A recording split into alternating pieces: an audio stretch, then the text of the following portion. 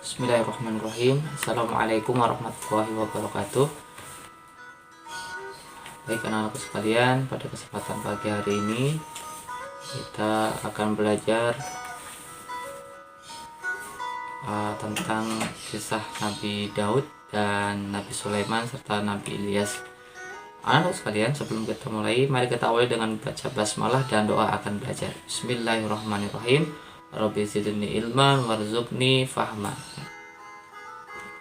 Anak-anakku sekalian, mari kita langsung saja mengingat kisah Nabi Daud. Kisah Nabi Daud diawali dengan beliau adalah keturunan Nabi Musa dan Harun, penerus Nabi Musa dan Harun, berdakwah di kalangan Bani Israel. Ketika itu Bani Israel sedang terjadi kekacauan, karena perjanjian atau kitab perjanjian Taurat yang dicuri oleh para musuh, sehingga mereka diserang oleh musuh yang kemudian mereka terjadi kekalahan. Ketika itu Nabi Daud masih sangat muda, dan kemudian ditunjuklah Raja Tolut. Raja Tolut itu untuk menjadi raja di kalangan Bani Israel tersebut. Kemudian mereka melakukan perlawanan untuk melawan para musuh, yaitu yang dipimpin oleh Raja Jalut.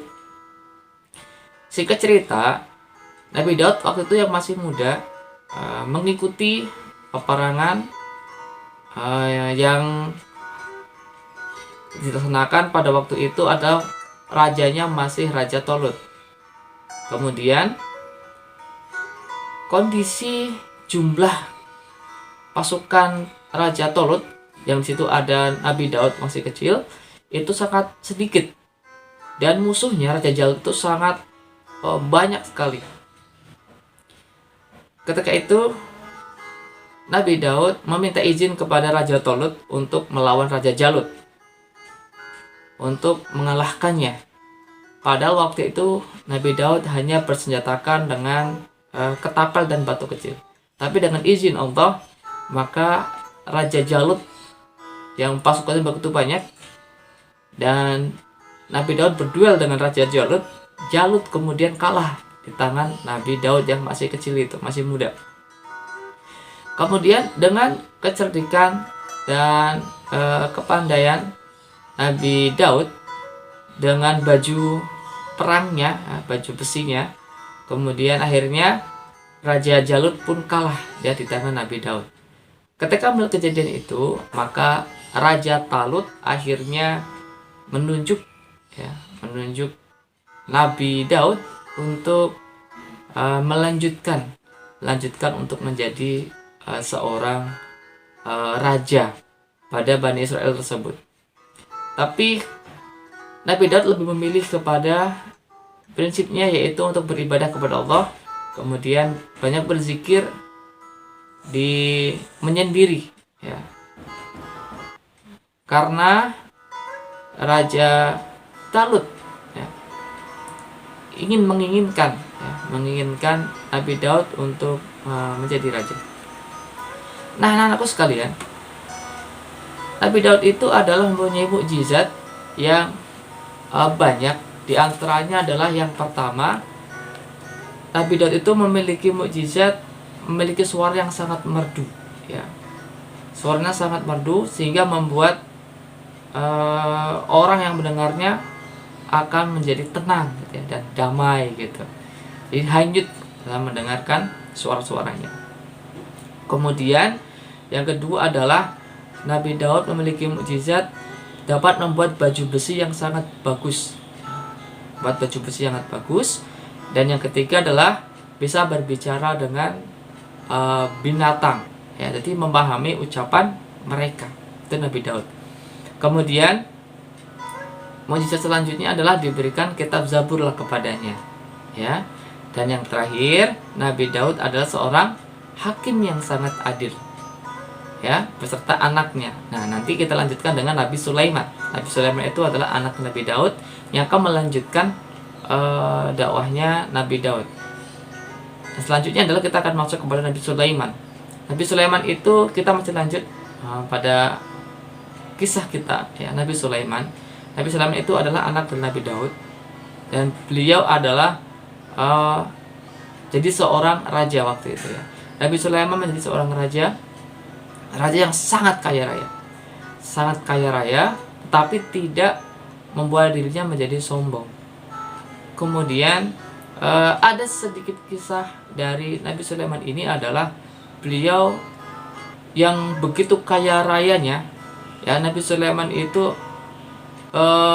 bisa membawahi manusia, binatang, kemudian jin, bahkan kemudian angin sekalipun.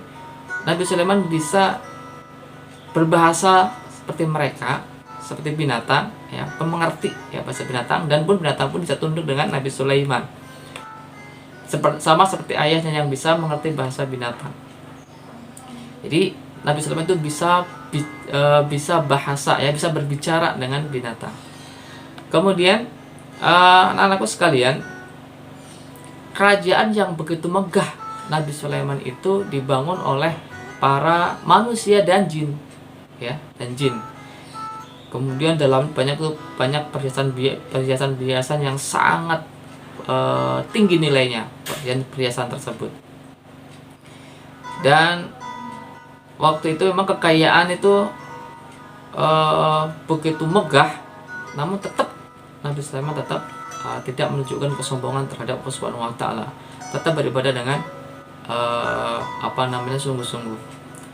Nah, anak-anakku sekalian, jadi kalau kita melihat kisah Nabi Sulaiman, maka kita akan selalu teringat dengan kisah-kisahnya tentang binatang-binatang ya, tentang binatang-binatang.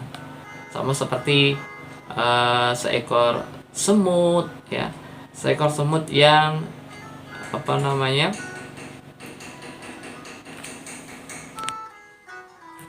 ada seekor semut ketika Nabi Sulaiman beserta rombongan sedang berjalan, maka diberhentikan pada Nabi Sulaiman karena di situ ada rombongan semut ya, kerajaan semut yang melewati sehingga tidak terinjak.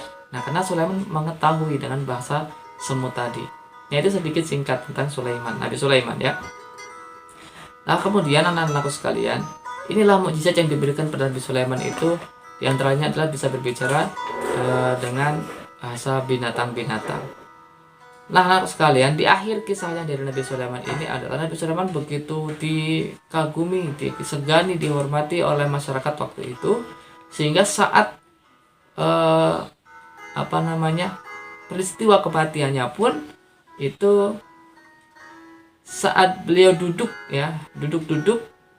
dan dicabut nyawanya oleh Allah Subhanahu wa taala, itu dalam kondisi yang duduk dan memegang tongkatnya, dan orang-orang gak berani untuk menegurnya karena begitu menghormatinya dan begitu mengaguminya. Tidak mengetahui kalau Nabi Sulaiman sudah meninggal karena dalam kondisi duduk tenang. Tidak ada yang tahu. Maka diketahuilah ketika meninggalnya adalah ketika tongkatnya itu dimakan oleh rayap dan kemudian terjatuh. Nah, itu baru diketahui beliau sudah meninggal. Nah, anak-anak sekalian, kita itu sekilas tentang Nabi Sulaiman ya. Yang terakhir ada tentang Nabi Ilyas. Nabi Ilyas ini merupakan salah satu dari 25 nabi yang wajib kita ketahui ya. Nabi Ilyas. Kisahnya singkat, Nabi Ilyas itu adalah diutus juga untuk Bani Israel ya, Bani Israel yang waktu itu masih menyembah berhala. Kemudian Allah Subhanahu wa taala menurunkan peringatan kepada hambanya yang durhaka ya. Kemudian mereka diberikan musim kemarau yang sangat panjang. Musim kemarau yang begitu panas karena begitu kesalahan-kesalahan Bani Israel. Waktu itu kaumnya bernama kaum Balbek ya, kaum Balbek. Nah, kemudian kaum Balbek itu kemudian mendatangi Nabi Ilyas untuk memintakan doa kepada Allah Subhanahu wa taala agar kemaraunya segera diturunkan hujan. Akhirnya Nabi Ilyas pun berdoa kepada Allah Subhanahu wa taala untuk menghentikan kekeringannya ya, untuk menghentikan kekeringannya. Setelah kekeringan itu pun berhenti, maka kaum Bani Israel ini tetap, ya namanya kaum Bani Israel itu ya, tetap membangkang ya, tetap membangkang, tetap tidak mau taat kepada Allah Subhanahu wa taala. Kemudian mereka kembali berbuat maksiat, yaitu menyembah berhala kembali ya, menyembah berhala kembali. Dan akhirnya Allah Subhanahu wa taala menurunkan bencana kepada kaumnya ya, kaum Balpek ini, yaitu berupa gempa bumi yang akhirnya membinasakan mereka semua. Nah, anak-anakku sekalian, inilah jadi bahaya kesyirikan itu luar biasa. Allah akan menurunkan azab, Allah akan menurunkan bencana bagi orang-orang atau kaum-kaumnya yang berbuat syirik. Ya, syirik itu adalah dosa yang sangat besar. Dosa yang paling besar itu adalah syirik. Maka ketika mereka tetap dalam kesyirikannya, maka Allah akan hancurkan. Nah, itulah singkat kisah dari kisah Nabi Daud, Sulaiman, dan Nabi Ilyas. Singkat sekali ya, singkat sekali, tapi anak-anak sekalian bisa melanjutkan, bisa nonton kembali di channel-channel YouTube yang lain, atau bisa di searching yang lain untuk lebih luas mendapatkan kisah tentang Nabi Sulaiman, Nabi Ilyas, dan Nabi Daud. Baik anak-anakku sekalian, cukup sekian dari Bapak, mudah-mudahan manfaatnya, dan terus pelajari ya. Insya Allah pekan depan kita akan melakukan PH 1 PAI ya, babnya bab 4 saja, satu bab saja ya. Cukup sekian dari Bapak. Assalamualaikum warahmatullahi wabarakatuh.